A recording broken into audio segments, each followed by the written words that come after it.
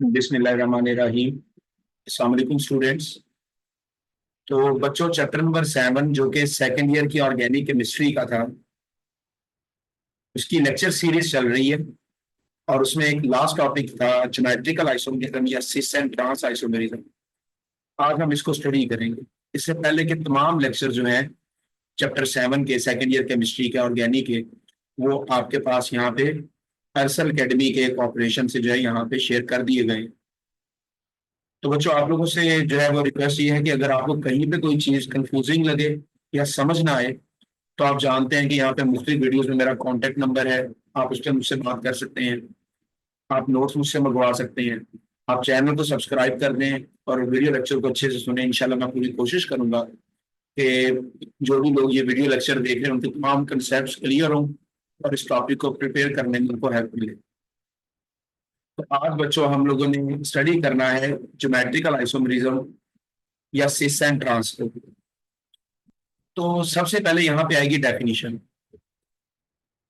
The isomerism arises due to different arrangement of identical group around C double bond C in three dimensional space।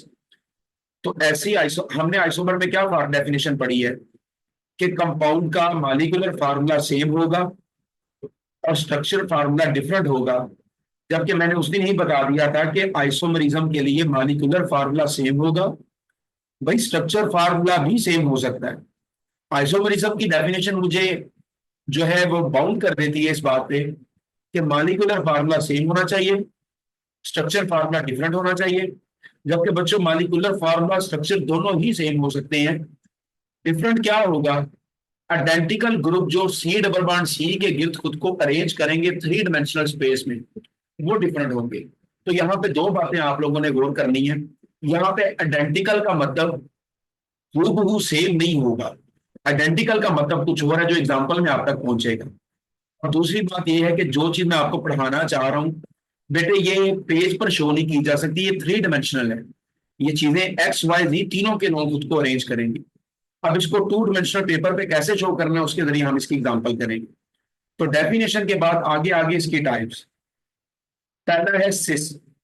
एक चीज सुन लें, ये सिस के अंदर चूंकि एस आता है तो इस वजह से एस से वर्ड क्या बनता है? सेम। यानी सिस का मतलब सेम। क्या कहना चाह रहा हूं मैं? अगर आइडेंटिकल ग्रुप डबल बॉन्ड की सेम साइड पर होंगे तो उसका नाम रखना है सिस, और अगर बेटे ये सेम साइड पर ना हो तो उसका नाम रखना है ट्रांस।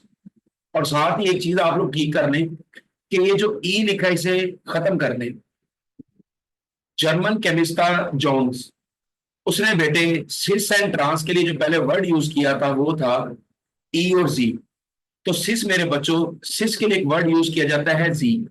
जब आप लोग एंट्री टेस्ट में अपीयर होते हैं तो बुक आपको सिस ट्रांस के अंदर घुमाती है। एंट्री टेस्ट का जो एमसीक्यू है वो आपको सिस ई और जी में घुमाता है। तो सिस ट्रांस की बजाय वर्ड ई और जी भी आ सकते हैं। आपने याद क्या रखना है कि सिस जो है उसको दूसरे लफ्जों में जी आइसोमर भी कहते हैं। दरअसल जी वर्ड का मतलब है जूजमन। जूजमन का मतलब सेम। तो ये जर्मन वर्ड है जूजमन, जिसका मतलब इंग्लिश में क्या है? सेम। तो in cis identical groups lie on same side of C double bond C. अगर डबल बॉन्ड के सेम साइड पर एक जैसे ग्रुप आ जाएं तो उसको बोलते हैं सिस। और अगर बच्चों ये ऑपोजिट साइड पर चले जाएं तो उसे क्या बोलते हैं? ट्रांस। तो याद रखना कि सिस को दूसरे लफ्जों में क्या बोलते हैं? जी। यहाँ पे जो ई लिखा है इसे बेटे क्रॉस कर लें, इसको ई मत समझिएगा। सिस मीन जूजमन यानी सेम। अब इस चीज को एग्जांपल में इस तरह से आपके सामने एक्सप्लेन करता हूं।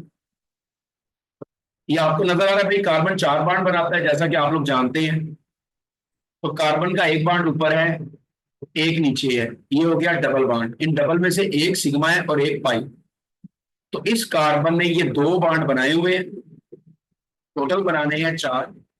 तीसरा बॉन्ड इस लाइन से है जिसको मैंने ए के साथ बनाया है, और चौथा बॉन्ड इस लाइन के साथ है जिसको मेरे बेटे मैंने बी के साथ बनाया है। अच्छा, यहाँ ए और बी कोई भी सपोज ग्रुप है, ये ए और बी किसी एटम को शो कर सकते हैं या ग्रुप ऑफ एटम्स को या किसी भी ग्रुप को शो कर सकते हैं। यहाँ पे ए और बी की ये हैसियत है कि इसकी जगह कुछ भी लगा दो। अब इस कार्बन के हालात देखें, इसने भी बेटा एक तो ये डबल बॉन्ड बनाया है, दो बॉन्ड हो गए ये, तीसरा ए के साथ, चौथा बी के साथ। अब देखें ये ए और ए, ये जो एक जैसे ग्रुप है बेटे, ये सेम साइड पर है, दोनों ऊपर है। और ये बी और बी, ये दोनों आइडेंटिकल या सेम ग्रुप जो है वो डबल बॉन्ड की एक ही साइड पे यानी कि नीचे है। तो ऐसी अरेंजमेंट जिसमें सेम ग्रुप डबल बॉन्ड के ऊपर हो और ऐसी दो आपस में सेम ग्रुप डबल बॉन्ड के नीचे हो, यानी ए के सामने और बी के सामने, इसे बोलते हैं सिस। ट्रांस में ए के सामने नहीं आएगा, ए के सामने बी आ जाएगा और बी के सामने ए आएगा। तो ये देखिए मैं अभी आप लोगों के सामने बनाता हूं, नीचे ट्रांस की तरफ चलता हूं। तो बेटा साथ ही ट्रांस का सही मतलब लिख लें। ट्रांस का मतलब मैंने निकाला है, ट्रांस का वर्ड में आ रहा है ई। और ऐसे ही आपको पता है ऑपोजिट के स्पेलिंग भी क्या होते हैं, O double P O S I T E. चूंकि ट्रांस के अंदर भी टी आ रहा है, ऑपोजिट के अंदर भी टी आ रहा है, तो अगर आइडेंटिकल ग्रुप सेम साइड पे थे तो उसको सिस कहते थे, और अगर आइडेंटिकल ग्रुप ऑपोजिट साइड पर हो, बेटा इस डिफरेंट वर्ड को नहीं लिखना, ये वर्ड सही कर ले। मैंने पहले भी जिक्र किया है कि ये नोट्स जो है वो ओरिजिनल आपको व्हाट्सएप पे मिल जाएंगे, जो लोग कांटेक्ट करेंगे। इन नोट्स में एक दो जगह पे चीजें चेंज करने वाली है, वो सुन लें कि यहाँ पे मेरे बच्चों डिफरेंट वर्ड नहीं लिखना, डिफरेंट की जगह लिखना ऑपोजिट। तो सिस के अंदर आइडेंटिकल ग्रुप सेम साइड पर आते हैं डबल बॉन्ड की, ट्रांस के अंदर आइडेंटिकल ग्रुप ऑपोजिट साइड पर आते हैं, इसको ऑपोजिट लिखना, डिफरेंट वर्ड नहीं लिखना। और अगली चेंजिंग ये करनी है कि सिस का नाम जी था बेटे, ट्रांस का नाम जी नहीं, इसको काटे। ट्रांस की जगह आप लोगों ने वर्ड क्या लिखना है, ई। अब ई जो वर्ड है, ई निकला है एंटगैगन से। एंटगैगन का मतलब क्या होता है, opposite. E N T G E G E N, ये जर्मन वर्ड एंटगेगन का मतलब क्या है, ऑपोजिट। तो ट्रांस के अंदर आइडेंटिकल ग्रुप जो है बेटे वो ऑपोजिट साइड पर होंगे। तो ये चीज से ठीक कर लें कि ट्रांस टी से बन रहा है, ऑपोजिट के अंदर भी टी आ रहा है। इस वजह से मेरे बच्चों ने ट्रांस को अंदर याद रखना है कि सिस के अंदर सेम साइड, सेम एक जैसे ग्रुप सेम साइड पर थे, ट्रांस में सेम ग्रुप ऑपोजिट साइड पर है। ट्रांस का दूसरा नाम है ई, ई मीन एंटगेगन, जिसका मतलब होता है ऑपोजिट। अब इसके एक मैं आपको डायग्राम दिखाता हूं या एक स्ट्रक्चर दिखाता हूं जिससे आप इस चीज को आसानी से समझ लें। तो ये देख ली, ये मैंने ट्रांस की फॉर्म बनाई है, देख लीजिए अगर इस चीज को आप लोग कैसे यहाँ पे स्टडी करेंगे। बच्चों ये आ गया डबल बॉन्ड, कार्बन के दो, हर कार्बन ने दो दो बॉन्ड बनाए, टोटल बनाने हैं चार। इसने तीसरा बॉन्ड ए के साथ बनाया है, चौथा बी के साथ, इसने तीसरा बॉन्ड बी के साथ, चौथा ए के साथ। अब जरा गौर करें कि ये ए और बी ये एक जैसे नहीं है, लेकिन एक दूसरे के आमने सामने। तो ट्रांस में क्या होगा कि जो ऑपोजिट ग्रुप है वो एक दूसरे के आमने सामने होंगे और सेम ग्रुप एक दूसरे के ऑपोजिट होंगे। जैसे आप देख लें कि सिस के अंदर ए के सामने था, यहाँ ए जो है मेरे बच्चों वो ए के ऑपोजिट है। इसी तरीके से सिस के अंदर बी के सामने था, जबकि अब ये जो बी है ये बी के ऑपोजिट इस बी के सामने है। तो अगर एक जैसे ग्रुप ऑपोजिट साइड पर हो तो उसे ट्रांस बोलते हैं, सेम साइड पर हो तो उसे सिस बोलते हैं। तो यहां तक होगी बातें सिस ट्रांस की। तो ज्योमेट्रिकल आइसोमर्स की दो टाइप्स हैं, अगर आइडेंटिकल ग्रुप एक जैसे जगह पे है तो सिस, ऑपोजिट साइड पे है तो ट्रांस। अब चलें आगे। अब आ गया एक शॉर्ट क्वेश्चन जो आपने पेपर में भी लिखना नहीं है, अलग से बड़ा पेपर में आता है। कहता है कि in C double bond C, in C single bond सी, जिसको आप लोग अल्केन भी कहते हैं, सिंगल बॉन्ड को बोलते हैं अल्केन। कार्बन का सिंगल बॉन्ड हाइड्रोकार्बन का अल्केन कहलाता है। कहता है जी सिंगल बॉन्ड में फ्री रोटेशन क्यों है, तो इस बात को जरा गौर से समझिए। तो बच्चों इस चीज को समझाने के लिए ये दो स्ट्रक्चर मैं आपके सामने जो है लेकर आता हूं ताकि आप लोग इस बात को अच्छे से समझ सके। बेटे जब सिंगल बॉन्ड की बात करते हैं तो उसके अंदर सिग्मा बॉन्ड है। ये जिस लफ्ज को मैंने इस वक्त हाईलाइट किया है, सर्कल किया है, ये सिग्मा का साइन है। Sigma S I G M A, sigma. तो सी सिंगल बॉन्ड सी के अंदर है सिग्मा बॉन्ड, और सिग्मा बॉन्ड के इलेक्ट्रॉन बड़े ही टाइटली पैक होते हैं। ये इतने ज्यादा पैक होते हैं कि ये इलेक्ट्रॉन फंसे होते हैं, ये किसी भी चीज को जो मूव कर रही है उसको रिपेल नहीं कर सकते। इसको समझाने से पहले एक बात मैं आपको समझाता हूँ। कि मुझे बताएं, एक बंदा जिसके हाथ खुले हैं उसने तो लड़ लेना है, बच्चे वो बंदा जिसके हाथ बंद है उसने क्या लड़ना है? तो सिग्मा बांड के जो इलेक्ट्रॉन है, सिग्मा बांड के जो हाथ है बेटा वो बांधे गए हुए हैं, तो ये बेचारा बंधे हाथों से क्या लड़ेगा? तो सिग्मा बांड के इलेक्ट्रॉन है बड़े ही टाइटली बाउंड, ये इतनी मजबूती से पैक हुए हुए हैं कि किसी भी रोटेट करने वाली चीज के इलेक्ट्रॉनों को रिपेल नहीं कर सकते। मैं अभी आपके सामने एक चीज करता हूं, जरा देखिए।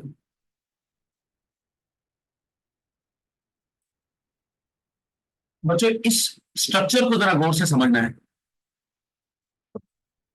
कार्बन ने आपस में बनाया हुआ है एक बॉन्ड, सिंगल बॉन्ड, ये एक बॉन्ड है, बनाने थे चार, तो दोनों कार्बन का एक एक बॉन्ड आपस में बना है।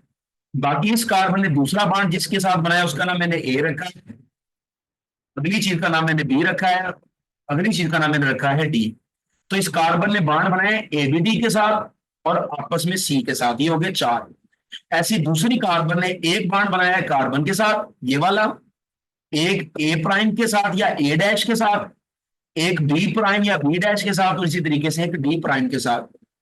अब देखिएगा, मैं मेरे बच्चों चाहता हूं कि इसको रोटेट कराऊं, बड़े गौर से बात सुनना। मैं चाहता हूं मैं इस चीज को करवाऊं रोटेट, इसे मैं घुमा दूं। अब जब कभी बेटे ये ए प्राइम घूमेगा तो अंडरस्टूड बात है, ये जो लाइन है ये भी घूमेगी। जब ये लाइन घूमेगी, इस लाइन का यानी ये बांड या लाइन जब घूमेगी तो इस बांड या लाइन में मौजूद इलेक्ट्रॉन भी घूमेंगे। उन घूमने वाले इलेक्ट्रॉनों को ये जो सिग्मा बांड पाया जाता है इसके इलेक्ट्रॉनों ने करना था रिपेल। अब मसला ये है, ये सिग्मा बांड इतनी मजबूती से इसके इलेक्ट्रॉन पैक है कि ये इलेक्ट्रॉन घूमने वाले ए प्राइम के इलेक्ट्रॉनों का कुछ भी नहीं बिगाड़ सकते। जब आप ए प्राइम के इलेक्ट्रॉनों को रिपेल ही नहीं कर पाएंगे, उसे आप रेजिस्ट ही नहीं करेंगे, रोकेंगे ही नहीं, तो बेटा ये चीज घूम जाएगी। ए प्राइम घूम के आ जाएगा नीचे, ये आपके सामने बनाया है, और डी प्राइम घूम के चला जाएगा ऊपर। इसी तरीके से यहां से भी डी घूम के चला जाएगा ऊपर, जैसे कि ये आपको नजर आ रहा है, और मेरे बच्चों ए घूम के आ जाएगा नीचे। ये क्यों रोटेट कर गई है, दोनों साइड्स क्यों रोटेट कर गई हैं? क्योंकि जब ये रोटेट कर रहे थे ए बी डी या A dash B dash D dash, तो जब ये रोटेट कर रहे थे तो इनकी लाइंस यानी इनके बॉन्ड भी रोटेट कर रहे थे, उनके इलेक्ट्रॉन भी रोटेट कर रहे थे। उन इलेक्ट्रॉनों को रिपेल करना था इसने, ये सिग्मा बॉन्ड ने। चूंकि इस सिग्मा बॉन्ड के इलेक्ट्रॉन बहुत ज्यादा पैक है, ये बेचारे घूमने वालों का कुछ भी बिगाड़ नहीं सकते। तो सिग्मा बॉन्ड के इलेक्ट्रॉन टाइटली पैक है, इसलिए वो कोई भी रोटेशन के ऊपर रेजिस्टेंस नहीं लगाते, तो रोटेशन आसानी से हो जाती है, फ्रीली हो जाती है, बगैर किसी रुकावट के होती है। तो ये सवाल था कि सिंगल बॉन्ड में फ्री रोटेशन क्यों है। अब सवाल है कि डबल बॉन्ड के अंदर रिस्ट्रिक्ट रोटेशन है। रिस्ट्रिक्शन का मतलब होता है पाबंदी। पाबंदी क्या लगाऊंगा कि मैं डबल बॉन्ड के अंदर एक साइड को घुमा दूंगा और दूसरी साइड पर लगा दूंगा पाबंदी, और उसे बोल दूंगा खबरदार तुम यहां से घूम नहीं सकते। ऐसा क्यों होने वाला है, तो चेक कीजिएगा। तो अगला सवाल है भाई कि why there is restrict rotation in C double bond C. अच्छा, ऊपर सिंगल बॉन्ड था जिसको अल्केन कहते थे, तो उसमें तो रोटेशन थी फ्री। नीचे है डबल बॉन्ड जिसको अल्कीन कहते हैं, अल्कीन के अंदर रिस्ट्रिक्ट रोटेशन है। रिस्ट्रिक्शन का मतलब पाबंदी, हद, यानी मैं पाबंदी लगाऊंगा कि एक साइड मूव करेगी दूसरी नहीं। ऊपर वाली शक्ल में आप देख सकते हैं ये A dash B dash D dash ने भी खुद को घुमा लिया है और ए बी डी ने भी खुद को रोटेट कर लिया है, जबकि डबल बॉन्ड में एक साइड रोटेट करेगी दूसरी नहीं। उसकी क्या वजह है कि भाई डबल बॉन्ड के अंदर एक होता है सिग्मा, भाई उसके इलेक्ट्रॉन तो पैक है, वो तो किसी का कुछ नहीं बिगाड़ सकते। भाई दूसरा बॉन्ड है पाई, पाई के इलेक्ट्रॉन जो है वो खराबी करेंगे। क्यों खराबी करेंगे, तो जरा चेक कीजिएगा। तो ये मैंने पीछे यहां पे आप जानते लिखा होगा कि in C double bond C there is pi bond whose electrons exposed. Expose का मतलब फैल जाना, सामने आ जाना। तो पाई बॉन्ड के इलेक्ट्रॉन भाई पैक नहीं होते, पाई बॉन्ड के इलेक्ट्रॉन तो फैले होते हैं। मैं भी आपके सामने दिखाता हूं, ये देखिए, ये स्ट्रक्चर देखिए, तो रखिए।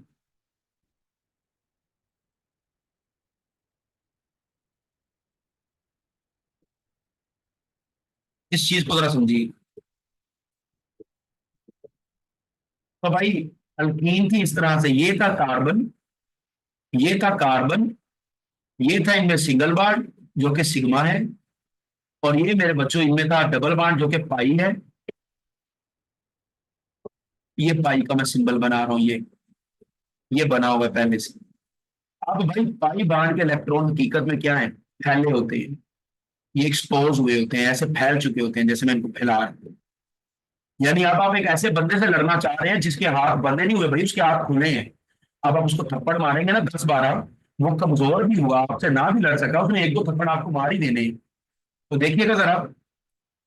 तो भाई अल्कीन के अंदर है डबल बॉन्ड, एक ये जिसका नाम सिग्मा है, और दूसरा ये ऊपर है ये जिसका नाम है पाई। और आप देख रहे हैं पाई बॉन्ड को मैंने ऐसे बनाया हुआ है, फैलाया हुआ है मैंने, ये देख। अब कार्बन ने 2 बॉन्ड बनाए आपस में, एक नीचे वाला सिग्मा और एक ऊपर वाला पाई, 2 हो गए, बनाने थे 4। तो तीसरा बॉन्ड कार्बन ने बनाया है ए के साथ, चौथा बनाया है बी के साथ। इसी तरीके से इस कार्बन ने भी चौथा बॉन्ड बनाया है ए के साथ, और तीसरा बनाया बी के साथ। अब देखिएगा कि अब जब मैं इन चीजों को मूव कराऊंगा, तो जो रखिएगा भाई बड़े गौर से, बेटे मैं करवाने जा रहा हूँ रोटेशन। रोटेशन मतलब कि मैं बांड को घुमा रहा हूं, मैं चाहता हूं ये ए घूम के आ जाए नीचे। इस ए ने जब खुद को घुमा के बी की जगह लेना चाहिए, ताकि इस वजह से कि ए नीचे आ जाए और बी चला जाए ऊपर। इसी तरीके से भाई इस ए ने भी खुद को रोटेट करके खुद को नीचे लाने की कोशिश की, और बी ने रोटेट करके खुद को ऊपर लाने की कोशिश की। सिंगल सिंगल बाण में ये हो जाता था, ये साइड भी रोटेट कर देती थी, ये साइड भी रोटेट कर देती थी। लेकिन अब मेरे बच्चों क्या है कि जब मेरे बच्चों ये ए घूमेगा, तो ए के रोटेट करने का मतलब ये लाइन रोटेट करेगी, और इस लाइन के रोटेट करने का मतलब ये बॉन्ड रोटेट करेगा। ये लाइन का मतलब बॉन्ड है। तो अंडरस्टूड बात है, जब बॉन्ड रोटेट करेगा तो बॉन्ड के इलेक्ट्रॉन भी तो रोटेट करेंगे ना। तो इन इलेक्ट्रॉनों को जो इस लाइन पे पाए जाते हैं, इनके साथ लड़ना है इस पाई बॉन्ड ने। भाई पाई बॉन्ड जो है वो सिग्मा की तरह टाइटली पैक नहीं, पाई बॉन्ड के इलेक्ट्रॉन जो है उनके हाथ खुले हुए हैं। तो ये वाले पाई के इलेक्ट्रॉन इस घूमने वाले ए को करेंगे रिपेल। तो यहाँ पे मैंने मेंशन किया ये रिपल्शन।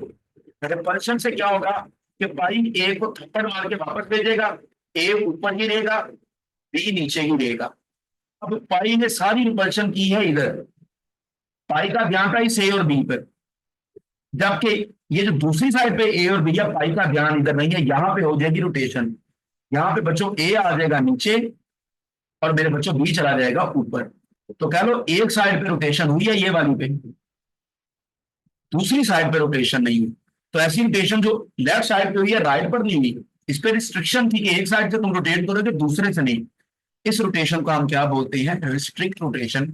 इस वजह से डबल बॉन्ड या सी डबल बॉन्ड सी में या की में रिस्ट्रिक्ट रोटेशन क्यों है, क्योंकि पाई के इलेक्ट्रॉन एक्सपोज हुए होते हैं, ये इलेक्ट्रॉन रिपेल करते हैं रोटेटिंग ग्रुप को। तो एक तरफ ये रिपल्शन करेंगे, वो साइड रोटेट नहीं करेगी, दूसरी साइड खुद को रोटेट कर जाएगी। तो रोटेशन से पहले आप लोग देख सकते हैं, रोटेशन से पहले मेरे बच्चों आप लोग देख सकते हैं कि ये ए और ए एक ही साइड पर है। तो ये हो गया सिस, और रोटेशन के बाद ए नीचे चला गया, बी ऊपर चला गया।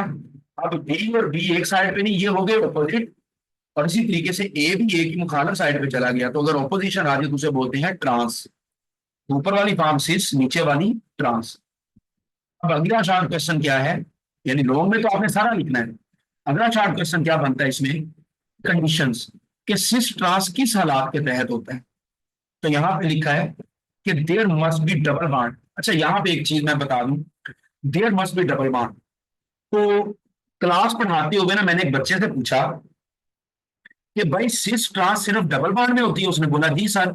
मैंने कहा सिंगल में होती है। उसने कहा नहीं। मैंने कहा क्यों। उसने कहा क्योंकि सर बुक में लिखा हुआ है कि डबल रोटेशन रिस्ट्रिक्शन है, सिंगल बॉन्ड रोटेशन जो है वो भी फ्री है।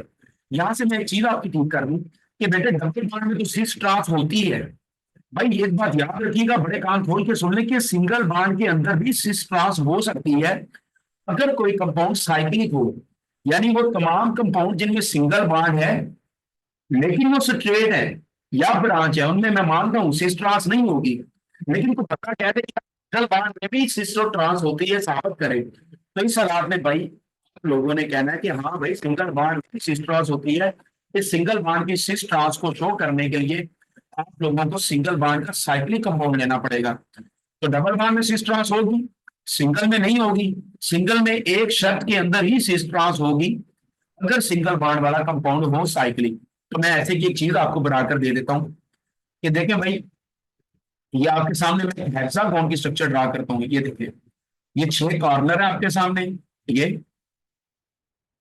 ये देखिए, अब ये जिसको मैं डॉट लगा रहा हूं ये कार्बन है, और ये भी क्या है, कार्बन।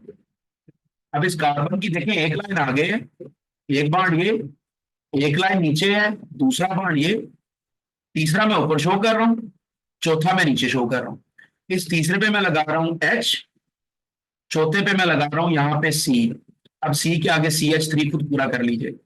ऐसे ही ऊपर मैं लगा रहा हूं C, और इस कार्बन के भी जो नीचे बाण बन रहा है उस पर मैं लगा रहा हूं H। तो आप गौर कीजिए, ये वाला सी और ये वाला सी ऑपोजिट है, तो बेटे ये ट्रांस है। अगर मैं इसको रोटेट करवा दूं तो सी नीचे आ जाएगा, एच ऊपर करा जाएगा, तो ये सिस हो जाएगा।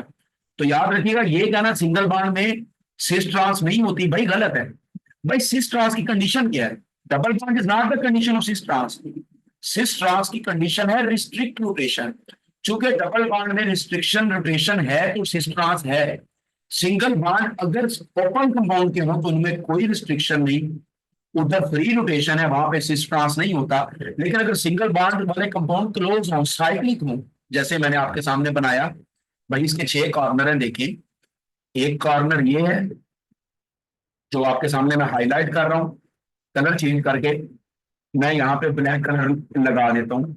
बेटा एक हेक्सागोन का कॉर्नर ये है, ये एक कार्बन है, ये जो मैंने बनाया ये दूसरी कार्बन है, ये कॉर्नर तीसरी कार्बन को शो कर रहा है, ये कॉर्नर चौथी को, ये मेरे बच्चों पांचवी को, और ये छठी को। तो ये 6 कार्बन है, ये हेक्सागोन है। तो ये जो साइक्लोहेक्सेन है, इसमें मेरे बच्चों ये जो लाइन है ये एक बॉन्ड है कार्बन का, और नीचे वाली लाइन दूसरा बॉन्ड है। तीसरा मैंने H के साथ बनाया, चौथा मैंने CH3 के साथ, आगे मैंने 3 H नहीं लिखे। ऐसी दूसरी कार्बन का भी एक बॉन्ड मैंने C के साथ, एक H के साथ। तो भाई सिंगल कंपाउंड अगर क्लोज हो जाए उसमें भी रिस्ट्रिक्शन होती है, वो भी सिस ट्रांस शो कर सकता है। तो इसलिए मैंने आपके नॉलेज के लिए बताया था। हाँ, एफएससी में रहते हुए आप ये रट्टा लगा सकते हैं कि भाई सिस ट्रांस होती ही डबल बॉन्ड में है, सिंगल में होती ही नहीं। तो अगर कोई पूछ रहे होती है तो कहना हाँ यार सिंगल बॉन्ड में उसी सूरत में होगी अगर रोटेशन रिस्ट्रिक्ट कर दें, और ऐसा करने के लिए मुझे कंपाउंड क्लोज करना पड़ेगा। अब देखें, पहली सिस ट्रांस की कंडीशन क्या है कि रिस्ट्रिक्ट रोटेशन हो, यानी कि डबल बॉन्ड हो, ये मैंने लिखा है। और अगली अगली जो है ना, वो बड़ी ही अहम जो है वो कंडीशन है। इसको मेरे बच्चों जाया ना करना, इसको समझाना थोड़ा सा मुश्किल होता है।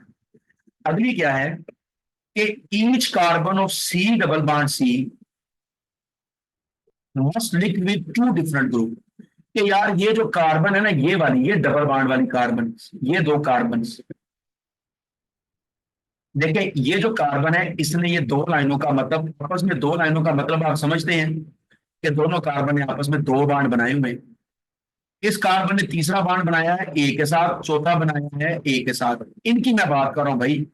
इस कार्बन के जो 2 बॉन्ड रह गए थे, ऊपर वाला भी ए के साथ है, नीचे वाला भी ए के साथ है। चूंकि मेरे बच्चों ये दोनों ग्रुप सेम है, इसमें सिस ट्रांस नहीं होगी। तो ये बात याद रखिएगा कि डबल बॉन्ड वाली कार्बन जिसके तो जितने आपस में तो डबल बॉन्ड बनाए हैं, 2 बॉन्ड बनाए हैं, बाकी 2 बॉन्ड उसके खाली है। वो जो 2 बॉन्ड उसने जिन 2 चीजों के साथ बनाने हैं, जिनमें से एक ऊपर होगी और एक नीचे होगी, बेटे वो ऊपर और नीचे वाली चीजें आपस में डिफरेंट होनी चाहिए। अगर वो सेम हो गई तो सिस ट्रांस नहीं होगी। तो क्या कंडीशन है सिस ट्रांस की? तो पहली कंडीशन सिस ट्रांस की क्या है कि each there must be restrict rotation. For example in alkene there is double bond having pi bond which cause restrict rotation, एक शर्त होगी ये। दूसरी शर्त क्या है कि each carbon of C double bond C must link with 2 different groups for showing cis and trans.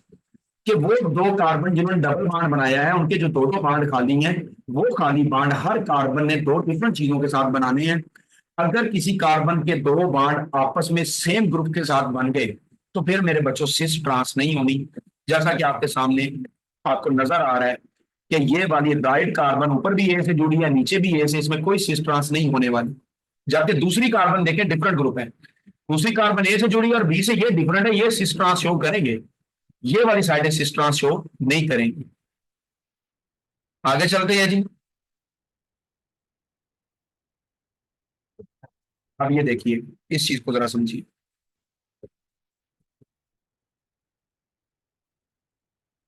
तो ये देखिए बच्चों, ये आ गया डबल बॉन्ड। इस डबल बॉन्ड का मतलब क्या है कि ये वाली कार्बन जिसको मैंने टिक किया है और ये वाली कार्बन जिसको मैंने टिक किया है, इन दोनों ने आपस में दो बॉन्ड बनाए हैं। बनाने हैं चार, बनाए हैं दो।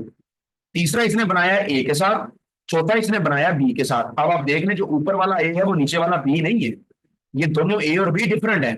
इसी तरीके से दूसरी कार्बन के हालात चेक करें, उसने भी एक बॉन्ड ऊपर बनाया है ए के साथ, नीचे बनाया है उसने बी के साथ। तो मेरे बच्चों, ये ए और बी भी आपस में डिफरेंट है। तो अब मैं जरा आसान लफ्जों में बात करूं, जरा देसी अल्फाज में, कि हर कार्बन के ऊपर नीचे डिफरेंट ग्रुप हो, यानी ए और बी आपस में डिफरेंट है। और दूसरी कार्बन के भी ऊपर और नीचे वाले ग्रुप डिफरेंट है, यानी ए और बी आपस में डिफरेंट है। अब आपने कंपाउंड को देखना आमने सामने। अब देखें, ये वाला ए इस वाले ए के साथ आ गया है, तो ये सिस है। और यहाँ पे रोटेशन के बाद ए ऊपर चला गया और ये वाला ए नीचे आ गया, तो मेरे बच्चों ये है ट्रांस। तो बच्चे यहां से इतराज ये करते हैं कि सर आपने कहा था ग्रुप सेम ना हो, ये वाला ए और ये वाला ए सेम है। तो भाई बड़े आसान लफ्जों में बात सुने, आमने सामने वाले सेम हो सकते हैं मेरे बच्चों, ऊपर नीचे वाले सेम नहीं हो सकते। तो मेरे ख्याल से ये अल्फाज जरा ज्यादा आपको समझ आ गए होंगे कि डबल बॉन्ड की कार्बन के आमने सामने वाली चीजें, डबल बॉन्ड के कार्बन की आमने सामने वाली चीजें तो सेम हो सकती हैं, डबल बॉन्ड की कार्बन के ऊपर नीचे वाली चीजें सेम नहीं हो सकती। अगर वो सेम आ गई तो सिस ट्रांस नहीं होती। अब आगे चलते हैं एक सवाल और पर। एक और शार्ट क्वेश्चन बड़ा पेपर में आता है, सुनिएगा जरा उसे।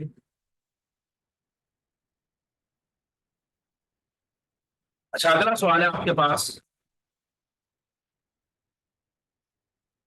कि जस्टिफाई करें। एक सेकंड। तो बच्चों, अगला क्वेश्चन है, जस्टिफाई करें कि वन ब्यूटीन जो है वो सिस ट्रांस आइसोमरिज्म शो नहीं करती, जबकि two butene cis trans isomerism show करती है। तो इसके लिए जरा देखिएगा क्या क्राइटेरिया है, क्या तरीकेकार है, देखिए।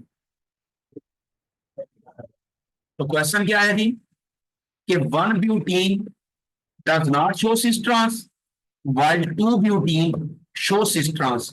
तो इस चीज को जरा मैं आपके सामने डिटेल में समझाता हूं भाई, बड़ी तवज्जो चाहिए इस चीज को समझने के लिए।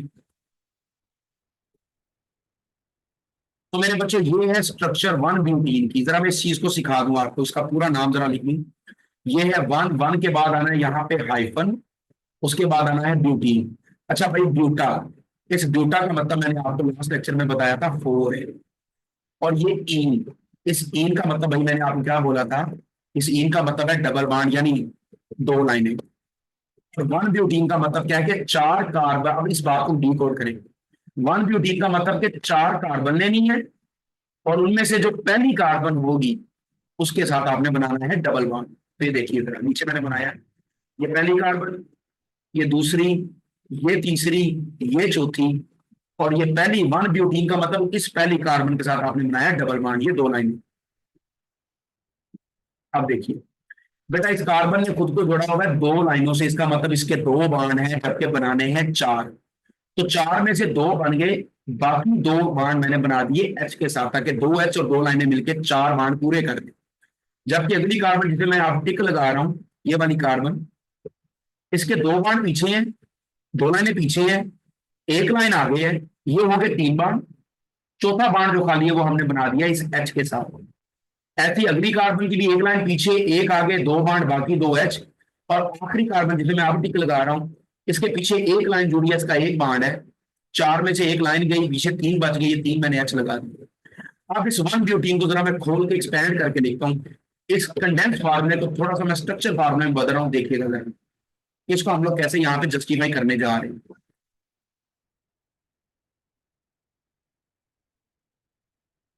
तो देखिएगा भाई, तो मेरे बच्चों, आपको नजर आ रहा है कि जब सिस ट्रांस में हम लोगों ने डबल बॉन्ड के पीछे पड़ जाना है, तो मैं सिर्फ अपने बच्चों के सामने इन दो कार्बन को जरा यहाँ पे बयान करना चाह रहा हूँ। ये मैं एरो लगा के शो कर देता हूँ यहाँ पे। तो ये मेरे बच्चों पहली कार्बन, ये जो पहली कार्बन जिसको मैं टिक लगा रहा हूँ मेरे बच्चों, वो मैंने ये बनाई हुई है, ये देखिए। और ये कार्बन जिसको मैं अब टिक कर रहा हूँ, ये दूसरी कार्बन मेरे बच्चों मैंने बनाई हुई है, ये। और ये भाई, ये जो डबल बॉन्ड है, ये देखें, ये वैसे का वैसे, एक ऊपर है और एक नीचे है, इनमें से एक सिग्मा बॉन्ड है और एक पाई बॉन्ड। इसमें से चेक करें सेकंड कार्बन को, ये जिसको मैंने सर्कल कर दिया, ये वाली कार्बन। बेटा इस कार्बन के आगे क्या लगा हुआ है, CH2 लगा है और CH3 लगा है। तो इस कार्बन के साथ जो CH2 और CH3 लगे हुए हैं बेटे, ये मैंने शो कर दिए हैं ऊपर, और इस कार्बन के नीचे जो H लगा है, इस H को मैंने बेटे शो कर दिया है नीचे। अब आप देखें इस कार्बन के ऊपर लगा हुआ है CH2 CH3, और इस कार्बन के नीचे ये लगा हुआ है H। ये वाला H और ये CH2 CH3 बेटे ये आपस में डिफरेंट है।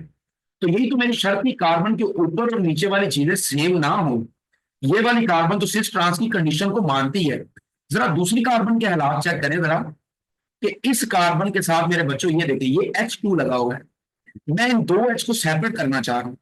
इन दो H में से एक H को मैं शो कर रहा हूं मेरे बच्चों ऊपर, और एक H को शो कर रहा हूं मैं नीचे। अब आप देख सकते हैं कार्बन के साथ जो H ऊपर लगा है वैसे का ही H लगा हुआ है नीचे। तो अगर किसी कार्बन के ऊपर नीचे सेम ग्रुप लग जाए तो फिर बेटा उसके दोनों ग्रुप ही सेम है, वो कोई सिस ट्रांस शो नहीं करेगी। तो मेरे बच्चे क्या लिखेंगे, इस चीज का आंसर क्या लिखेंगे कि 1 ब्यूटीन के अंदर जो फर्स्ट कार्बन है, 1 ब्यूटीन के अंदर मेरे बच्चों फर्स्ट कार्बन ये वाली जिसको मैंने अभी टिक की है, ये वाली, इसके साथ H लगे हैं दो। इसके ऊपर वाला H, H2 में से एक H ऊपर और एक H नीचे। चूंकि 1 ब्यूटीन की फर्स्ट कार्बन के दोनों H ही सेम है, तो अगर इस किसी कार्बन के दो बॉन्ड सेम चीजों के साथ बन जाए, जैसे का ऊपर के साथ बने उसी जैसा बॉन्ड नीचे वाली चीज के साथ बन गए सेम चीज के साथ, तो फिर मेरे बच्चों आपने लिखना कोई सिस ट्रांस शो नहीं होती। तो ये आंसर मेरे बच्चों यहाँ पे नीचे आपके सामने लिखा भी है कि 1 carbon of 1 butene is linked with 2 same H। तो ये जो यहाँ ना थोड़ी सी मिस्टेक है, इस H को काटे, ये पता नहीं है बच्चे ने कहाँ से ठोक दी है। चूंकि मेरी राइटिंग आप लोग जानते हैं बहुत ही अजीब सी है। मेरी राइटिंग में वो मसाल बेट होती है ना, लिखते मूसा पड़े खुदा पे, तो मुझे समटाइम समझ नहीं आती, तो इसलिए मैं बच्चों से नोट्स बनवा लेता हूँ। तो खैर ये जिसने बनाई है इसकी राइटिंग मेरे से भी शायद 2 हाथ आगे है। तो आपने लिखना 1 carbon of 1 butene is linked with 2 same hydrogen. चूंकि 1 ब्यूटीन के दोनों हाइड्रोजन ही सेम है, इस वजह से मेरे बच्चों ये सिस ट्रांस शो नहीं करेगी। तो ये इसका जवाब था। अब यहाँ भी बड़ा इंटरेस्टिंग क्वेश्चन है, मैं तो इस क्वेश्चन की का बड़ा मजा लिया था, पता नहीं आपके साथ कैसा मामला होगा। बच्चों ने कहा सर जी आपने लिखा है 2 सेम H, कहता सर आप 2H लिख देते, आपने सेम क्यों लिखा है। तो भाई देखिएगा ऊपर वाला H और नीचे वाला H भाई आपस में सेम है। सेम का मतलब समझते हैं कि हाइड्रोजन के मेरे बच्चों 3 आइसोटोप होते हैं। हाइड्रोजन के आइसोटोप होते हैं 3। तो 3 आइसोटोप में से एक होता है प्रोटियम, एक होता है ड्यूट्रियम, और एक होता है ट्रीटियम। तो इस वजह से मैंने ये बात यहाँ पे अपने बच्चों के लिए लिखी हुई है, जरा इस चीज को समझे कि जब मैं कहता हूं ना कि 1 ब्यूटीन के अंदर OH सेम है, तो इसका मतलब जैसे का H ऊपर लगा है वैसे का ही H नीचे। अगर ऊपर वाले का एटॉमिक मास 1 है तो नीचे वाले का भी एटॉमिक मास 1 है, दोनों प्रोटियम है। हाइड्रोजन के 3 आइसोटोप है ना, प्रोटियम ड्यूट्रियम ट्रीटियम। अगर मेरे बच्चों ऊपर वाला H होता प्रोटियम का जिसका मैस 1 है, और नीचे वाला H होता ड्यूट्रियम का जिसका मैस 2 है, तो फिर मेरे बच्चों सिस ट्रांस हो सकती थी। इस वजह से 2 हाइड्रोजन नहीं लिखना, मेरे बच्चों ने लिखना 2 सेम हाइड्रोजन, कि ऊपर अगर प्रोटियम का H है नीचे भी प्रोटियम का H है। अगर ऊपर वाले H का मैच 2 है नीचे वाले का भी 2 होगा, ये हर तरह से सेम होंगे। अगर ऊपर वाला हाइड्रोजन हुआ हाइड्रोजन का पहला आइसोटोप जिसको प्रोटियम कहते हैं जिसका मैच 1 है, और नीचे वाला हाइड्रोजन हुआ ड्यूट्रियम का हाइड्रोजन का सेकंड आइसोटोप जिसका मैच 2 है, तो फिर बेटा दोनों में डिफरेंस आ जाएगा, फिर सिस ट्रांस के चांस बन जाएंगे। तो इसे मेरे बच्चों लिखना है कि इन 1 butene 1 carbon of double bond linked with 2 same hydrogen. Hydrogen के साथ वर्ड सेम जरूर लिखना है ताकि पता चले कि दोनों हाइड्रोजन एक जैसी हैं। ऊपर वाला H और नीचे वाला H अगर सेम हो जाए, सेम ग्रुप लग जाए, सिस ट्रांस नहीं होती। अब इसका ऑपोजिट सवाल देखें कि 2 ब्यूटीन में होती है, तो अब वही स्ट्रक्चर को समझिएगा। 2 ब्यूटीन वाला जो है काम वो समझिए। तो देखिएगा 2 ब्यूटीन में ये काम कैसे होने जा रहा है। बच्चों आपके पास है 2 ब्यूटीन, इस चीज को डीकोड करें। भाई ब्यूटा, इस ब्यूट का मतलब क्या बताया था आपको पिछले लेक्चर में, 4 कार्बन। और मेरे बच्चों इस इन का मतलब आपको क्या बताया था, डबल बॉन्ड। और इस 2 का मतलब क्या है कि भाई मेरे बच्चों ने 4 कार्बन लेनी है और उन 4 कार्बन में से सेकंड कार्बन को पकड़ना और उस सेकंड कार्बन के ऊपर बना देना है डबल बॉन्ड। 1 ब्यूटीन में डबल बॉन्ड में फर्स्ट कार्बन को बनाया, 2 ब्यूटीन में आपने डबल बॉन्ड बनाना है सेकंड कार्बन पे, तो ये कहलाएगी 2 ब्यूटीन। तो देखिए बच्चों, मैं आपके सामने शो करता हूँ इस चीज को, ये देखें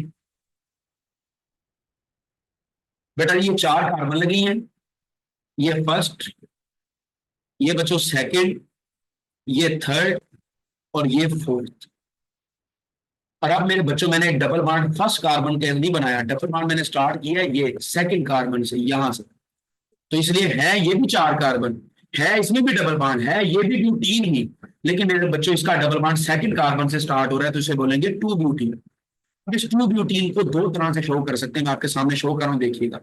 चूंकि सिस ट्रांस में मैंने फोकस करना है डबल बॉन्ड पे, तो सिर्फ मेरे बच्चों में इस डबल बॉन्ड को अच्छे से शो करने जा रहा हूं। तो ये देखें डबल बॉन्ड, ये डबल बॉन्ड मैंने यहां भी शो किया हुआ है, और यही डबल बॉन्ड मेरे बच्चों उठा के मैंने यहां पे भी शो किया हुआ है। लेकिन इस डबल बॉन्ड वाली कार्बन के पीछे जो CH3 लगा हुआ था, इसको मैंने शो कर दिया है ऊपर, और इस डबल बॉन्ड के साथ ये जो H लगा हुआ था, नीचे वाला H, इसको मेरे बच्चों मैंने शो कर दिया है नीचे। इसी तरीके से अगली कार्बन जो डबल बॉन्ड के इसके आगे CH3 लगा हुआ था, इस CH3 को मेरे बच्चों मैंने शो कर दिया है ऊपर, ये। और इस कार्बन के नीचे जो हाइड्रोजन लगा हुआ था, इसको मेरे बच्चों मैंने शो कर दिया है नीचे। अब देखिएगा, जबकि अगली डायग्राम में मैंने ये काम नहीं किया। अगली स्ट्रक्चर में मैंने क्या किया, मैंने रोटेशन को कर दिया रिस्ट्रिक्ट। रिस्ट्रिक्ट का मतलब समझते हैं ना, कि लेफ्ट वाली कार्बन या राइट वाली कार्बन में से एक के बांड घुमाने या भाई दूसरी के नहीं घुमाने। तो मैंने मेरे बच्चों यही किया है कि इस लेफ्ट वाली कार्बन के जो ऊपर CH3 लगा था, जो नीचे आके लगा था, उसको देखे मैंने यही ऐसे ही रहने दिया है, इसमें मेरे बच्चों मैंने चेंजिंग नहीं की। जबकि ये दूसरी साइड पे CH3 और H लगा था, इसको भाई मैंने करवा दिया है रोटेट। रोटेट का मतलब ऊपर वाले CH3 को घुमा के भाई मैं ले आया हूँ नीचे, और नीचे वाले H को घुमा के मैं ले आया हूँ ऊपर। तो ये मैंने चेंजिंग की है। अब जरा देखिएगा, अब चेक कीजिएगा सिस ट्रांस को कैसे कैसे चेक करना है। तो अब मैं आपके सामने करने जा रहा हूँ सिस ट्रांस को, जरा गौर करें मेरे बच्चों। क्या कंडीशन थी सिस ट्रांस के लिए, कि कार्बन के जो ऊपर ग्रुप लगा हो और जो नीचे लगा हो, ये दोनों आपस में हो डिफरेंट। तो आप लोग देख सकते हैं कि इस कार्बन के ऊपर लगा हुआ है CH3 और नीचे लगा हुआ है H। ऊपर वाला CH3 और नीचे वाला H आपस में सेम नहीं, ये है डिफरेंट। इसी तरीके से दूसरी कार्बन पर आ जाए, इसके ऊपर जो CH3 लगा हुआ है और नीचे जो H लगा हुआ है, ये ऊपर नीचे वाले आपस में डिफरेंट है। यानी हर कार्बन के ऊपर नीचे वाले ग्रुप आपस में डिफरेंट हो। सामने सामने की बात नहीं करनी, ऊपर नीचे की बात करनी है। तो इस कार्बन के ऊपर CH3, नीचे H, ये आपस में डिफरेंट है। इस कार्बन के भी ऊपर CH3, नीचे H, ये CH3 और H आपस में डिफरेंट है। तो ये तो मेरी शर्त थी कि कार्बन के ऊपर वाला और नीचे वाला आपस में सेम ना हो। ये शर्त मेरी पूरी हो गई। मैं कंपाउंड को ऊपर नीचे नहीं देखूंगा। ऊपर नीचे जब मैंने देखना है तो मैंने चेक करना है ऊपर वाली चीज नीचे वाली के सेम ना हो। मैंने कंपाउंड को देखना है आमने सामने से। तो अब देखें कि बेटा ये CH3 और ये CH3 एक दूसरे के आमने सामने आ गए हैं। चूंकि एक जैसे ग्रुप एक दूसरे के रास्ते में आमने सामने आ गए, तो इसका नाम है सिस। अगली डायग्राम में ये एक दूसरे के ऑपोजिट चले गए थे, तो ऑपोजिट का नाम क्या हो जाएगा, ट्रांस। तो ये बन जाएगी सिस 2 ब्यूटीन, ये बन जाएगी ट्रांस 2 ब्यूटीन। तो इस ब्यूटीन और 2 के दरमियान हाइफन ऐड कर लीजिएगा। तो ये बच्चों आप लोगों ने लिखना है कि 2 ब्यूटीन सिस ट्रांस क्यों शो करती है, क्योंकि 2 ब्यूटीन में जो डबल बॉन्ड वाली दोनों कार्बन है, उन कार्बन के ऊपर और नीचे वाला ग्रुप आपस में सेम नहीं है। ऊपर नीचे वाले का मतलब भाई, मैं फिर कर रहा हूं, ऊपर नीचे वाले का मतलब मैं मेरे बच्चों इनकी बात कर रहा हूं कि ये आपस में सेम ना हो, ये कभी आपस में सेम ना हो। अच्छा, आमने सामने वाले सेम हो सकते हैं, तो ऊपर नीचे वाले सेम ना हो, आमने सामने वाले सेम हो सकते हैं। तो ये बात मैंने यहाँ पे लिख दी है इस तरीके से, जरा इस चीज को चेक कीजिएगा। तो ये मेरे बच्चों बात मैंने इस तरीके से आप तक पहुंचाई है कि 2 butene shows cis trans because both groups of each carbon are different। 2 butene के अंदर सिस ट्रांस आइसोमरिज्म क्यों होती है, क्योंकि डबल बॉन्ड की पहली कार्बन ले लें या दूसरी कार्बन, इन दोनों कार्बन के ऊपर नीचे वाले ग्रुप CH3 और H आपस में डिफरेंट है। अगर पहले 1 ब्यूटीन में क्यों सिस ट्रांस नहीं थी, क्योंकि 1 ब्यूटीन की कार्बन के ऊपर भी H लगा था, नीचे भी H, तो वो ग्रुप हो गए थे सेम। ऊपर नीचे सेम हो गए तो सिस ट्रांस नहीं होगी। आमने सामने वाले सेम है तो सिस, ऑपोजिट साइड पर सेम है तो ट्रांस। अब यहां तक टॉपिक पेपर में आएगा, आपने लिख देना, आपका सवाल खत्म है। यहां तक आपको नंबर पूरे 4x4 मिल जाएंगे। और जो शॉर्ट क्वेश्चन आएगा सिस ट्रांस के, वो भी आपको सारे करवा देंगे। लोग है तो आपने यहाँ तक लिख देना है। ये कुछ MD कैट के एमसीक्यूज हैं। M कैट में एमसीक्यूज का कंसेप्ट और तरह से है, या ई कैट में और तरह से है, वो देखें जरा, उसको जरा अच्छे से समझिएगा। अब चेक कीजिएगा, इस एग्जाम्पल को जरा फोकस कीजिएगा जिसको मैं आपके सामने करने जा रहा हूं। मेरे बच्चों यहाँ पे देखें, यहाँ पे तो कहानी ही और है। इस डायग्राम को बड़े अच्छे से समझना। इसको समझाने से पहले मैं आप लोगों को एक चीज करवा दूं। पीरियोडिक टेबल का ग्रुप नंबर 17 है, उस 17 ग्रुप के मेंबर को बोलते हैं हैलोजन। तो मैं उनके नाम लिख रहा हूं, मैंने उनको इस तरह याद किया हुआ है।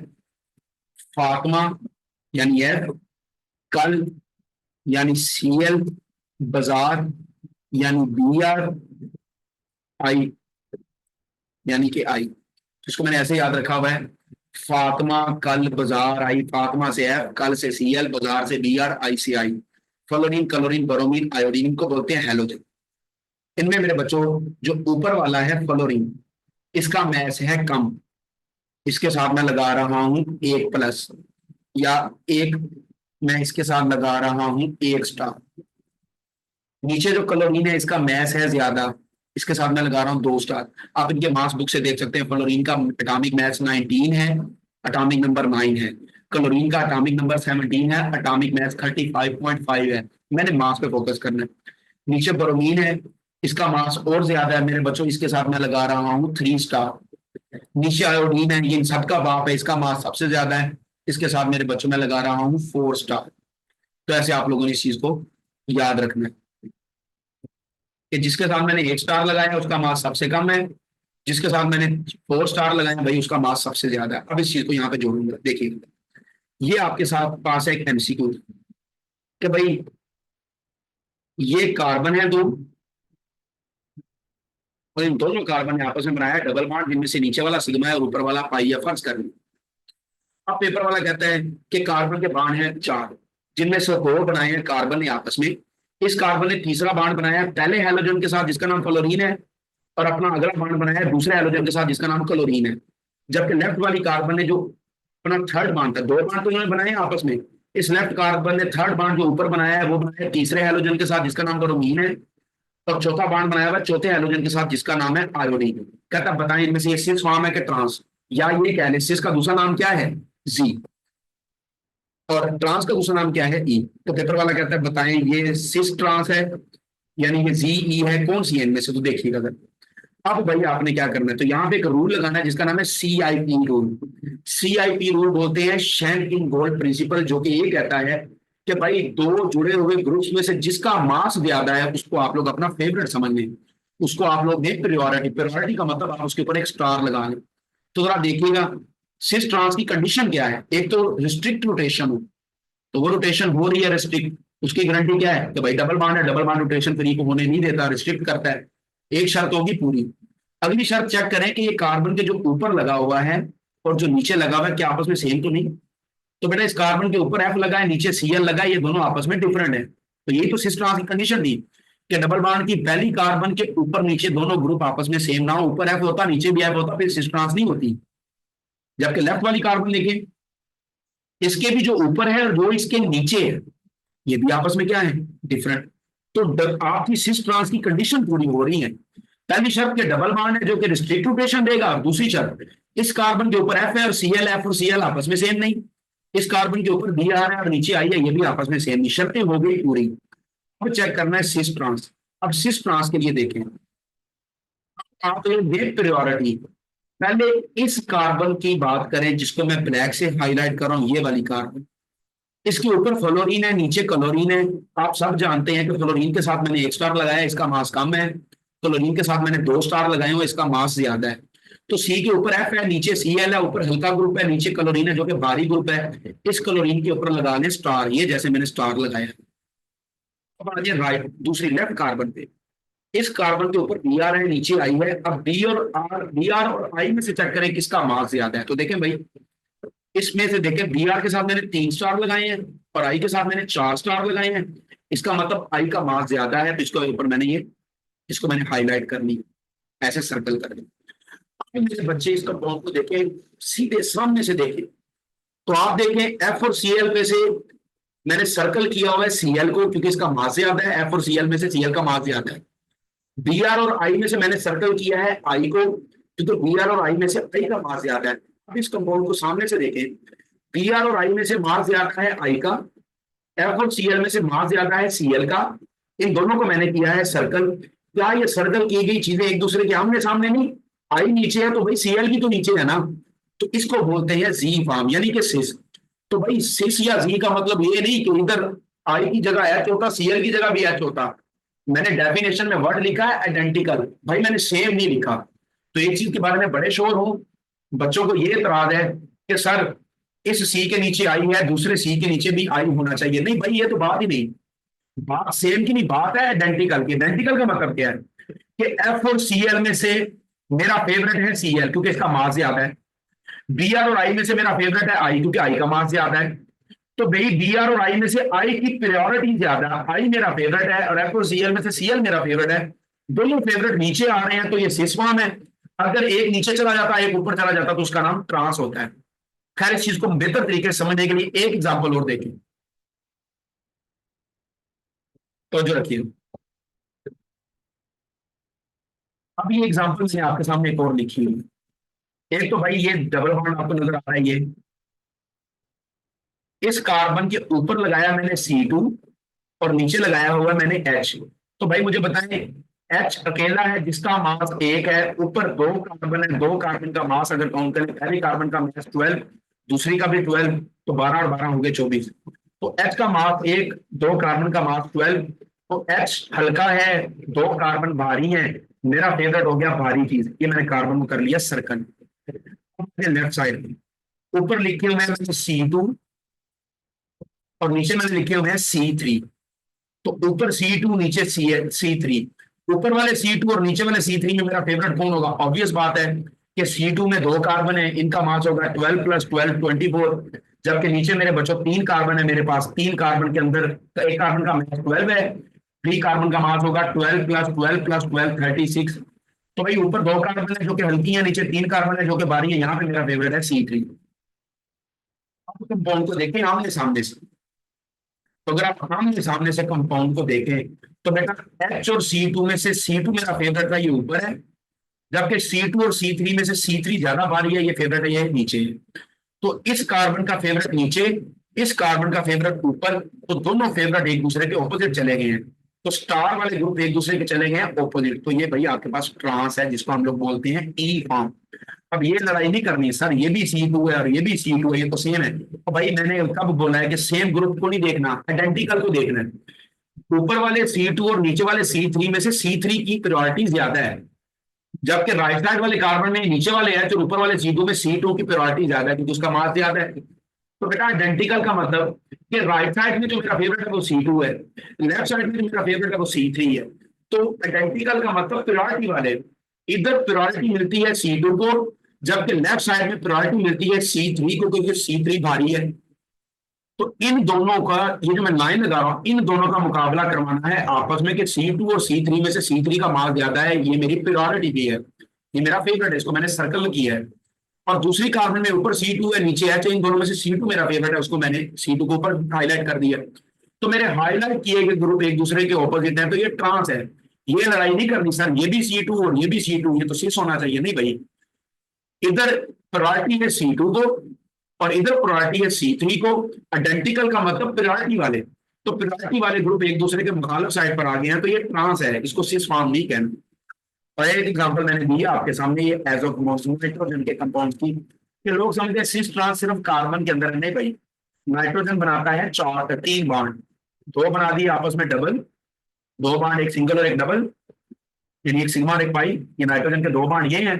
और भाई तीसरा बॉन्ड उसने बनाया एच के साथ। इस तरह इस नाइट्रोजन ने 2 बॉन्ड बनाए आपस में, बनाने 3 थे, तीसरा बॉन्ड उसने बनाया एच के साथ। इस नाइट्रोजन, आपने पता है नाइट्रोजन के ऊपर नॉन पेयर होता है, ये बात आप सब लोगों ने पढ़ी हुई है कि नाइट्रोजन के ऊपर होता है लोन पेयर।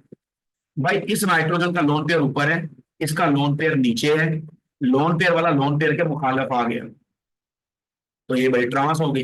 तो सिस ट्रांस सिर्फ कार्बन के अंदर नहीं होती, और कंपाउंड एजो कंपाउंड नाइट्रोजन के कंपाउंड में भी हो सकती है। तो आई होप इससे रिलेटेड हर कंसेप्ट में आपको बता चुका हूं। फिर भी किसी को कोई मसला तो मुझे जरूर बताए। तो चैनल को सब्सक्राइब कर दीजिएगा। अल्लाह सबको खैर वाफियत से रखे। अल्लाह हाफिज।